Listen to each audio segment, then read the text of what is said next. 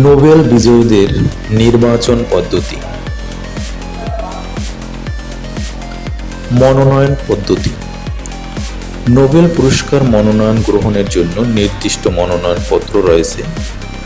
সমগ্র বিশ্ব থেকে নির্বাচিত ৩,০০০ জনকে এই মনোনয়নপত্র দেওয়া যায়, যাতে তারা তা পূরণ করে পুরস্কারের আবেদন করতে পারে।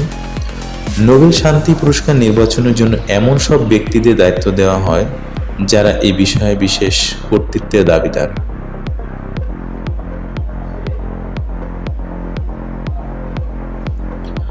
যে পুরস্কার প্রদান করা হবে তার ৩১শে জানুয়ারি মনোনয়নপত্র প্রদানের শেষ তারিখ। নোবেল কমিটি তাদের মধ্যে সম্ভাব্য ৩০০ জনকে মনোনীত করে। মনোনীতদের নাম প্রকাশ করা হয় না, এমনকি তাদেরকে জানানো হয় না যে তারা মনোনীত হয়েছেন।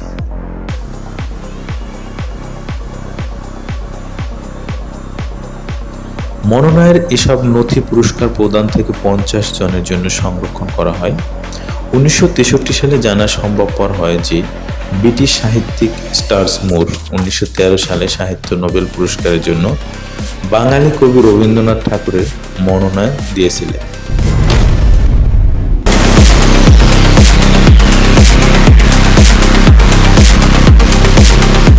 নোবেল বিজয়ীদের নির্বাচন পদ্ধতি। তারপর নোবেল কমিটি সম্পর্কিত বিষয়সমূহের বিশেষজ্ঞদের মতামতের উপর ভিত্তি করে একটি প্রতিবেদন প্রকাশ করে। প্রাথমিকভাবে বাছাইকৃত প্রার্থীদের তালিকা সহ এই প্রতিবেদনে নোবেল পুরস্কার প্রদানের সংস্থাগুলোকে পাঠানো হয়।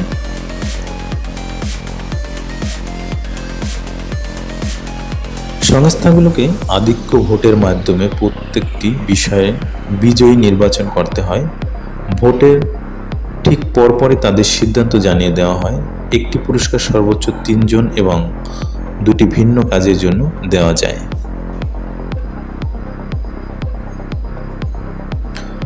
নোবেল শান্তি পুরস্কার যে কোনো সংস্থাকে প্রদান করা যায়। তাছাড়া সকল পুরস্কার শুধুমাত্র জীবন্ত ব্যক্তিকে দেওয়া হয়ে থাকে। যদি শান্তি পুরস্কার দেওয়া না হয় তবে তার অর্থ বিজ্ঞানের অনন্য পুরস্কারের সমান ভাগে ভাগ করে দেওয়া হয়। অদ্যাবধি ১৯ বার এরকমটি ঘটেছিল।